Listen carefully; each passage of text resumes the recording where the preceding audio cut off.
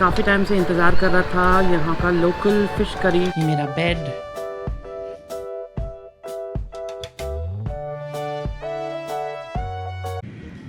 तो फ़िलहाल सुबह के 10 बज रहे हैं। थोड़ा लेट हो गया एज़ यूजुअल। नहा धो के एकदम तैयार, साफ़ कपड़े पहने मैंने। कल रात को अंधेरे की वजह से मैं अच्छी तरह से देख नहीं पाया, मगर एक बहुत पुराना बिल्डिंग लगता है और इनका यहाँ पे फर्नीचर वगैरह जो है इतना खूबसूरत है। मेरे पीछे ये ट्रेडिशनल साउथ इंडियन स्टाइल एक झूला भी है।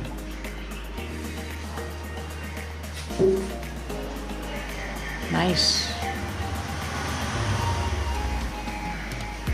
अब जब मैं महाबलीपुरम आ चुका हूँ, मुझे लग रहा है कि यहाँ भी मुझे एटलीस्ट 2 से 3 दिन रुकना चाहिए, क्योंकि मैंने अब इस जगह के बारे में फाइनली गूगल पे कुछ रिसर्च किया और मुझे पता चला कि काफ़ी हद तक ये जगह एग्जैक्टली हम्पी की तरह है। बहुत पुराने 7th सेंचुरी टेम्पल्स हैं। भी मैं जाता हूँ, चेक इन प्रोसीजर कंप्लीट करता हूँ मैं यहाँ पे।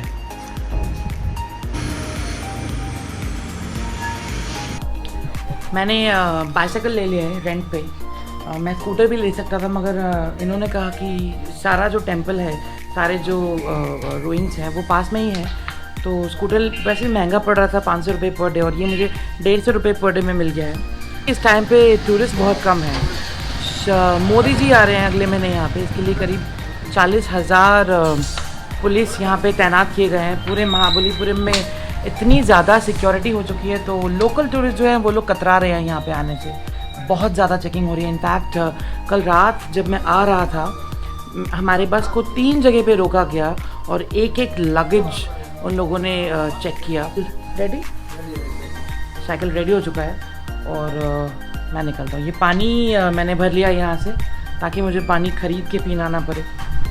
तो बेस्ट है कि आप जहाँ रुके एक बोतल ले ले अपने साथ और पानी भरते रहिए, पीते जाइए। आपका पैसा बचेगा, प्लास्टिक वेस्ट भी रिड्यूस होगा। एंड ये है जो बाइक रेंटल कंपनी चलाते हैं। स्टोन कार्विंग भी करते हैं ये लोग। ये इनकी दुकान है बाजू में, एंड आई थिंक शाम को आते वक्त मैं देखूंगा। और इन्होंने मुझे ये साइकिल, बड़ी प्यारी सी साइकिल है, सामने बास्केट भी है। और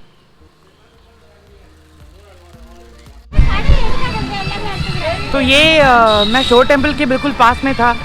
मुझे लगा कि टेंपल के सामने कुछ खाने पीने का मिल जाएगा, मगर मुझे पीछे आना पड़ा, वहाँ कुछ नहीं है। और ये एक रेस्टोरेंट है यहाँ पे, तो मैंने उनको पूछा कि ब्रेकफास्ट में क्या मिलेगा। इन्होंने कहा कि इडली पोंगल ऐसा कुछ मिल जाएगा। मैं अंदर जाके बैठा हूँ। यहाँ पे बहुत लाउड म्यूज़िक चल रहा है इनकी भाषा का, जो मुझे समझ कुछ नहीं आ रहा है। और ऐसे ही मैं यहीं बैठूँगा और देखते हैं क्या मिलता है मुझे यहाँ पे खाने को।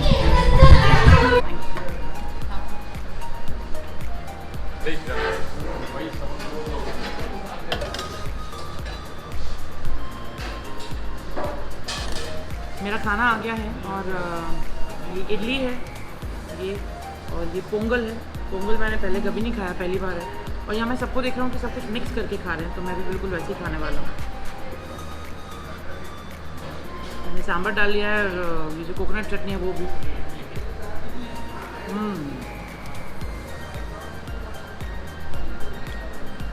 चम्मच वगैरह यहाँ पे कुछ भी नहीं है, मगर सब लोग हाथ से खा रहे हैं, तो मुझे भी कोई परेशानी नहीं है। ये इडली और सांभर ऐसे हाथ से खाने में इनफैक्ट बड़ा अच्छा लगता है।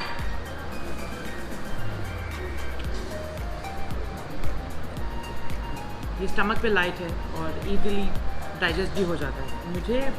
मुझे बचपन से साउथ इंडियन खाना जो है बहुत ही ज़्यादा पसंद है।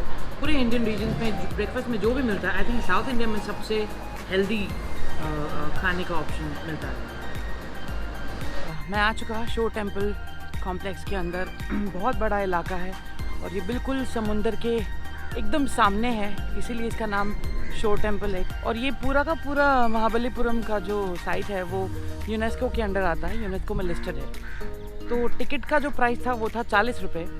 मेरे पास 500 का नोट था, तो उन्होंने कहा आप कार्ड से पे कीजिए। जब पे करके रिसीट आया तो ये रिसीट है और उसमें लिखा था 35 रुपये। तो मैंने देखा वहाँ साइन बोर्ड लगा हुआ है बड़े बड़े अक्षरों में कि अगर आप POS मशीन के द्वारा पेमेंट करते हैं तो आपको 35 रुपये ही देने पड़ेंगे। और 25 रुपये उन लोगों ने मुझसे अलग से लिए। ये वीडियोग्राफी के लिए।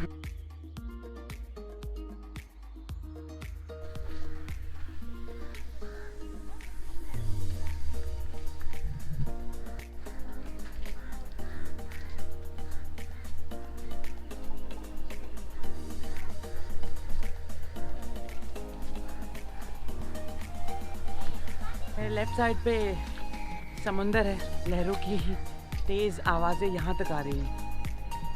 गर्मी बहुत ज़्यादा है आज यहाँ पे। सुबह जब मैं निकला था तो टेम्परेचर काफ़ी अच्छा था, मगर अब जैसे जैसे दिन चढ़ता जा रहा है गर्मी उतनी ही बढ़ती जा रही है और हवा बिल्कुल नहीं चल रही है।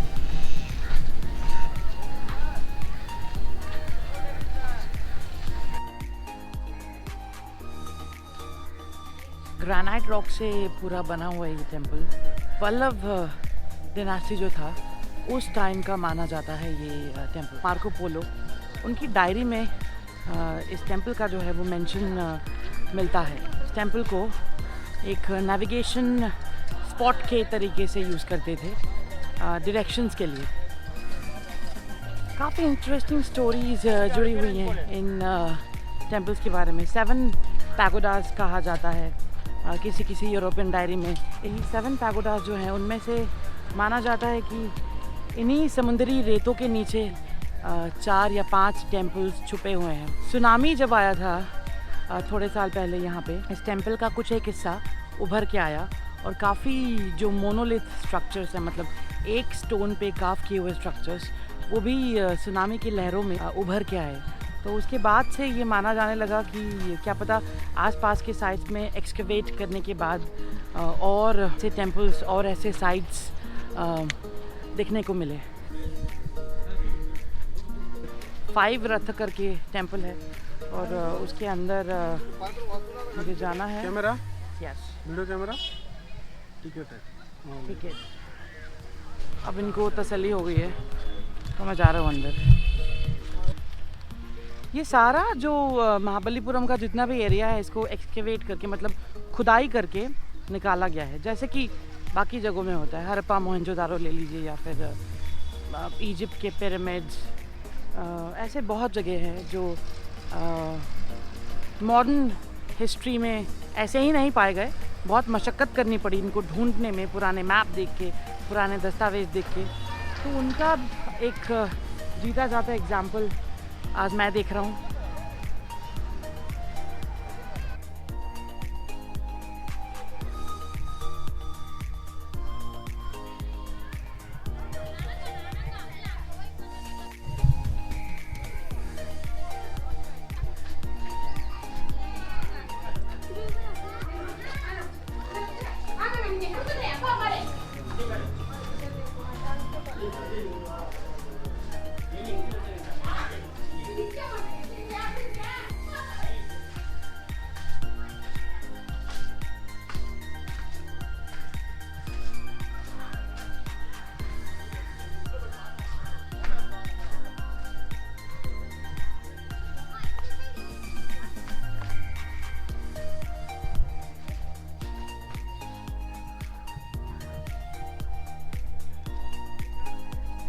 ड्रिजलिंग हो रही है अभी भी, वो ऑब्वियसली कैमरे में पता नहीं चलेगा, मगर अच्छा लग रहा है। गर्मी जो है इतनी ज़्यादा हो गई थी अभी करीबन 1 घंटे पहले, अभी बेहतर है, बहुत बेहतर है। इतनी गर्मी मुझे लग रही थी कि मैं इतना पानी पी रहा था, एक के बाद एक बोतल, और कहीं जाके बैठा था मैं थोड़ी देर के लिए।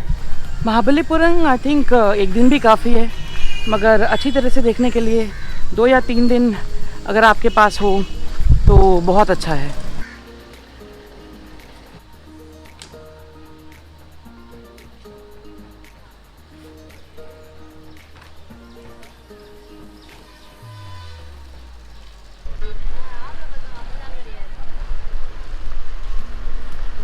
ऐसी जगहों में आके मैं कभी कभी आँख बंद करके इमेजिन करने की कोशिश करता हूँ कि आज से 200 साल पहले या 300 साल पहले जब कोई भी आबादी नहीं होती होंगी, ये दुकानें, ये गाड़ियाँ, ये चहल पहल, जब कुछ भी नहीं होता होगा तो कैसा लगता होगा।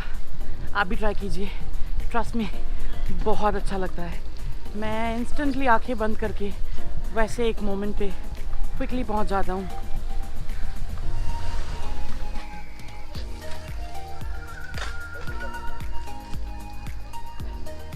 ये है महाबलीपुरम का बीच। मेरे राइट साइड पे है फिशरमैन विलेज, मछुआरों का गांव, जिसके ठीक पीछे मैं एक होटल में, गेस्ट हाउस में रुका हुआ हूँ। और बहुत खूबसूरत ये विलेज है, बहुत शांति है यहाँ पे। मछुआरों के सारे बोट लगे हुए मेरे पीछे। आई थिंक सुबह सुबह निकले होंगे, अभी सब आके बोट्स इन लोगों ने लगा दी है और मछलियाँ सॉर्ट कर रहे हैं, मछलियाँ निकाल रहे हैं। वो पीछे ट्रक में मछलियाँ लोड हो रही थी, थोड़ी देर पहले मैंने देखा। और ये मेरे लेफ़्ट साइड पे शो टेम्पल, जिसका एंट्रेंस यहाँ से बंद है। आई थिंक कुछ सालों पहले तक यहाँ से खुला हुआ था। यहाँ से जो नज़ारा है शो टेम्पल का, वो वाकई बेहद ज़्यादा खूबसूरत है। मेरे पास अगर वक्त होता तो मैं एक कुर्सी लगा के वहाँ बैठता और सनसेट तक वहीं रुकता, सूरज डूबने तक। मगर खैर मुझे चेन्नई जाना है, अभी 1 घंटे में निकलना है यहाँ से। लंच करना था मुझे, बहुत भूख लगी है।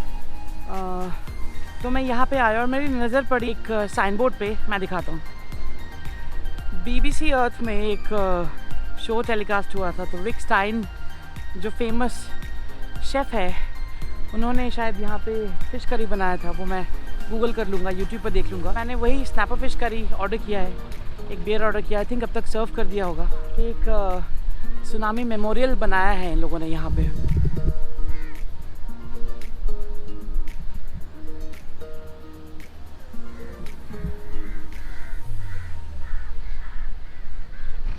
इस रीजन को भी सुनामी ने बहुत अफेक्ट किया था, अभी तो सब नॉर्मल है।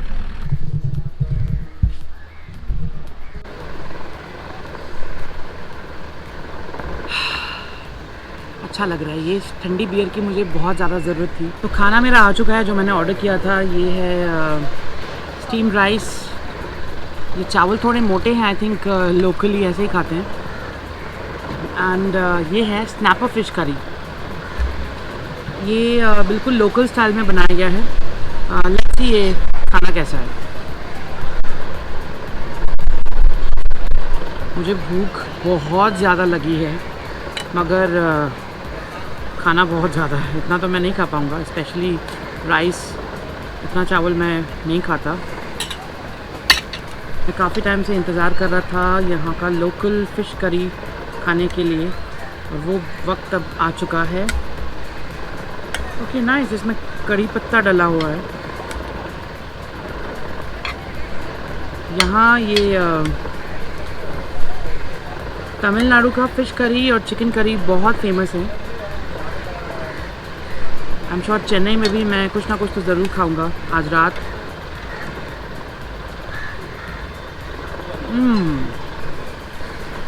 लाजवाब, बिल्कुल वेरिएशन नहीं है टेस्ट में, कोई बाहर का इन्फ्लुएंस नहीं है। बिल्कुल लोकल होम स्टाइल जो फ़िश करी होता है, मुझे बिल्कुल वैसा ही स्वाद आ रहा है।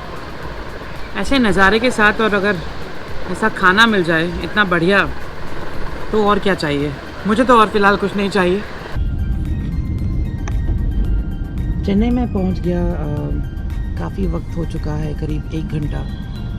मैं जहां उतरा बस से, वहां से मैंने अपने होटल के लिए एक ऊबर ले लिया है कि मैं बहुत थक गया था लोकल बस में ट्रैवल करते हुए। लोकल बस में ट्रैवल करने का डेफिनेटली एक अलग मज़ा है, मगर कुछ हद तक जब आप शहर पहुंच जाए और ट्रैफिक बहुत ज़्यादा है, ऊबर ले ले, जो मैं हमेशा लेता हूँ। एयर कंडीशनिंग है तो थोड़ा अच्छा रहता है। टेम्परेचर काफ़ी अच्छा है यहाँ पे।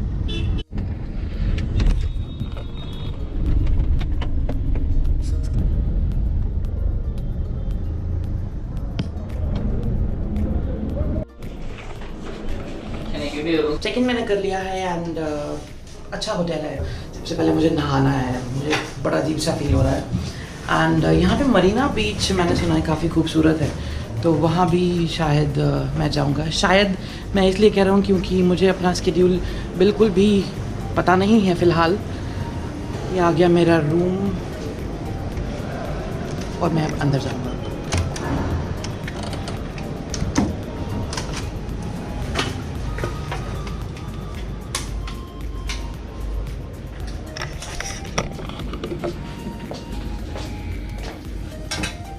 ये बेड साइड, ये मेरा बेड, यहाँ पे पानी वगैरह सब है।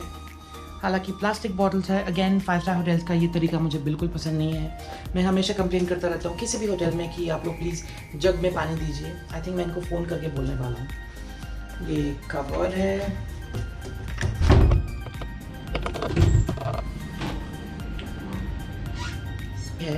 बाथरूम।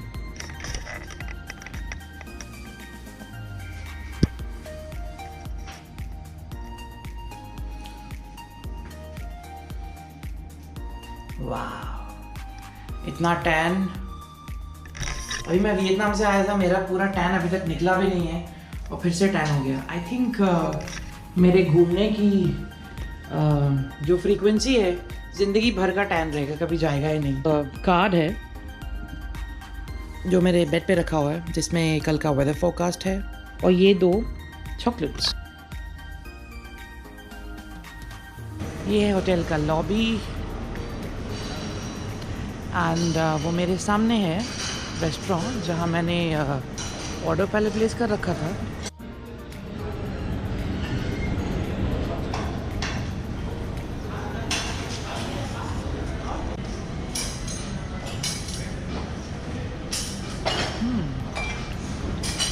ग्रिल्ड वेजिटेबल्स हैं, बेबी कॉर्न, पनीर, अनियंस, बहुत अच्छा है।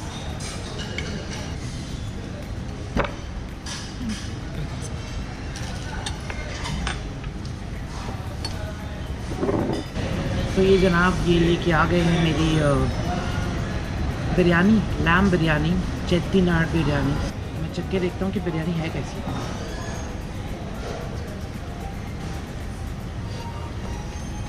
बहुत माइल्ड फ्लेवर है। चेट्टीनाड के स्पाइसेस का जो एक यूनिक टेक्सचर है वो पता चल रहा है।